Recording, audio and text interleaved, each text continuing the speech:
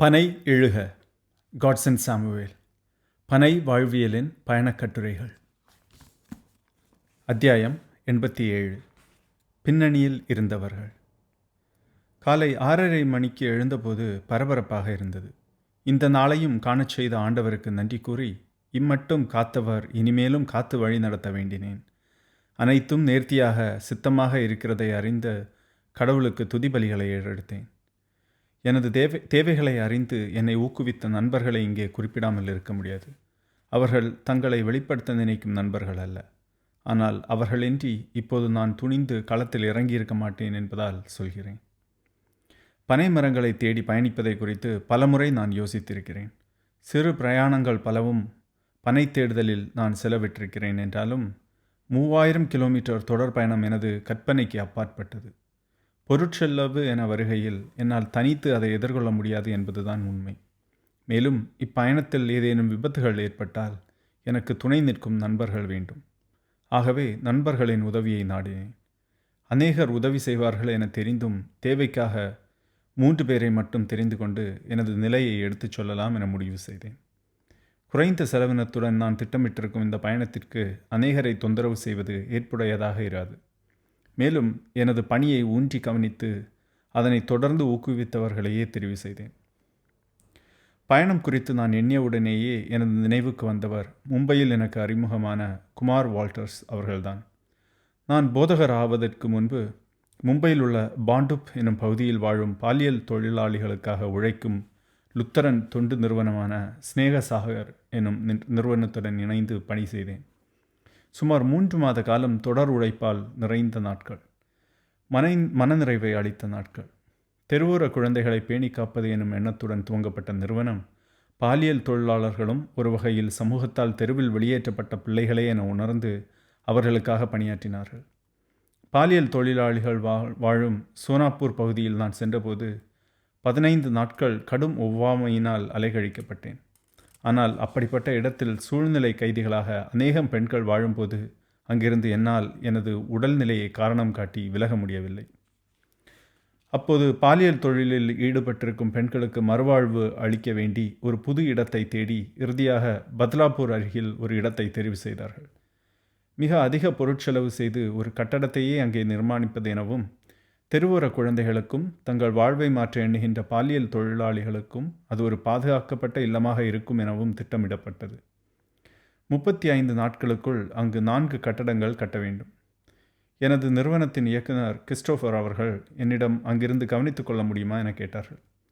இரவு பகலாக நான் அங்கிருந்து வேலைகளை கவனித்து கொண்டேன். பெரும்பாலும் வேலை தடைபடாது இயங்க நான் அனைத்தையும் ஒழுங்குபடுத்த வேண்டும்.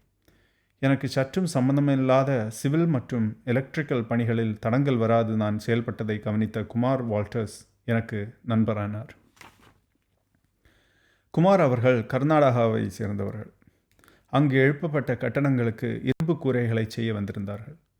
மிகப்பெரிய இரும்பு தூண்களை இணைத்து வெளிநாடுகளுக்கும் பெருநகரங்களுக்கும் அனுப்பும் பணியை செய்து கொண்டிருந்தார்கள்.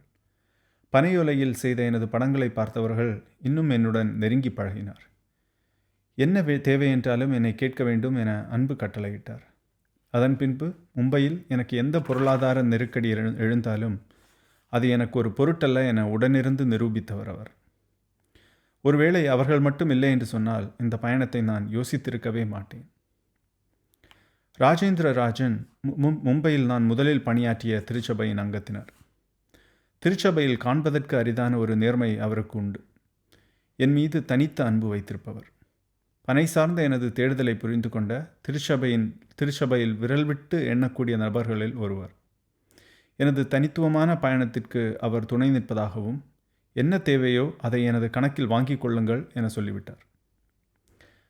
ரமேஷ் எனது சொந்த ஊரான நாகர்கோவிலை அடுத்த பெருவிளை கிராமத்தை சார்ந்தவன். 9ஆம் வகுப்பு முதல் நாங்கள் உற்ற தோழர்கள். பள்ளிக்கூடம் செல்லும் போதும் ஆலயத்திற்கு செல்லும் போதும் கிரிக்கெட் விளையாடுகையிலும் ஆற்றில் நீந்தி குளிக்கையிலும் எங்கள் நட்பு நெருக்கமடைந்தது. பள்ளிக்கூட நாட்களுக்கு பின்பு எங்களுக்குள் பெரும்பாலும் தொடர்பே இல்லை. ஆனாலும் எங்களுள் அதே சிறுவர்கள் பட்டாம்பூச்சியாக சிறகடித்து கொண்டிருக்கிறார்கள். ரமேஷ் ஜெர்மனி போவதற்கு காரணம் எனது மன்றாட்டுதான் என்பது எனக்கும் அவனுக்கும் தெரிந்த உண்மை. எங்கள் கண்கள் பேசிய பின்புதான் வார்த்தைகளே வெளிவரும் எனும் அளவிற்கு எங்கள் உள்ளம் ஒன்றிணைந்திருந்தது. காணாமல் போன அவனை முகநூலில்தான் கண்டெடுத்தேன். பள்ளிக்கூடத்தில் படிக்கையில் ரமேஷ் மிக அழகாக ஓவியம் வரைவான். தற்போதைய பணி சுமையினால் அவனால் ஓவியத்திற்கு அதிக நேரம் கொடுக்க முடியாததால் அவன் அந்த திறமையை முன்னெடுக்கவில்லை. ஆனால் நான் பனையோலைகளில் செய்யும் படங்களை கவனித்து எனக்கு கருத்து தெரிவிப்பான். நேரமின்மையால் பொதுவாக பேசிக்கொள்வதில்லை. ஒரு நாள் முகநூலில் என்னோடு பேசிக்கொண்டிருக்கையில் நான் எனது திட்டத்தை கூறினேன். தலைகால் புரியாத கொண்டாட்ட மனநிலைக்கு போய்விட்டான். நானே நினைத்தாலும் திட்டத்தை கைவிட முடியாது எனும் நிலைக்கு என்னை கொண்டு வந்து விட்டான். இவர்களுடன் ஜேம்ஸ் குழுமங்களின் தலைவரான டாக்டர் ஜேம்ஸ் பிரேம் அவர்களையும் கண்டிப்பாக குறிப்பிட வேண்டும். எனது பெரியம்மா மகளான டாக்டர் செனிகா அவர்களை திருமணம் செய்தபோது பிரேமத்தான் எங்களுக்கு ஒரு கதாநாயகனாகவே தெரிந்தார். அவரை குறித்து கேள்விப்பட்ட ஒவ்வொரு விஷயங்களும் ஆச்சரியமூட்டுபவை. நான் அறிந்த வகையில் பியானோ, அக்கார்டியன் மற்றும் கிட்டார் ஒரு சேர வாசிக்க தெரிந்த மனிதர் அவர்தான்.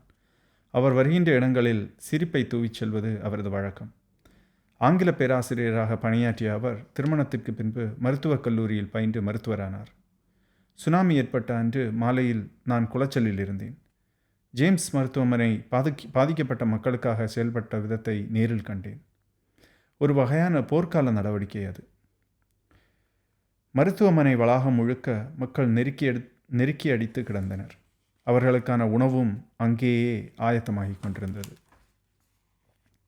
அப்பாவின் இறுதி நாட்களில் ஜேம்ஸ் மருத்துவமனையிலேயே வைத்து கவனித்து கொண்டது எங்களால் ஒருபோதும் ஈடு செய்ய முடியாத உதவி. ஓலையில் நான் செய்யும் படங்களை அவர் மிகவும் விரும்பியதால் அவர்கள் பிறந்த நாளுக்கு நான் ஒரு படத்தை பரிசளித்தேன். மேலும் அவர்கள் திருமணத்திற்கு முன் வைத்திருந்த பைக் புல்லட் தான். அவர்களுக்கு பைக் ரேஸ் செல்வதில் மிகவும் விருப்பம் என்பதும் நான் அறிந்தேன். ஆகவே எனது பயணம் துவங்கும் முன்பே அவர்களிடம் பேசினேன். என்ன உதவி வேண்டும் என கேட்டார்கள். நான் சொன்னேன், நான் அங்கே வரும்போது என்னை வரவேற்க நீங்கள் வர வேண்டும் என்று சொன்னேன். வேறு எதுவும் வேண்டுமா என கேட்டார்கள். பேனர் மற்றும் மாலைகள் எதுவும் எனக்கு வேண்டாம், நீங்கள் மட்டும் வந்தால் போதும் என வேண்டுகோள் வைத்தேன். ஏன் அப்படி சொன்னேன் என தெரியவில்லை. ஆனால் எனது வாழ்வின் முக்கிய கணத்தில் அவர்கள் உடனிருக்க வேண்டும் என நான் நினைத்து அப்படி சொன்னேன். எனது பயணம் முழுக்க என்னை அவர்கள் தொடர்ந்து வந்தார்கள். நான் வரும் நாளை எதிர்நோக்கி இருப்பதாக கூறினார்கள்.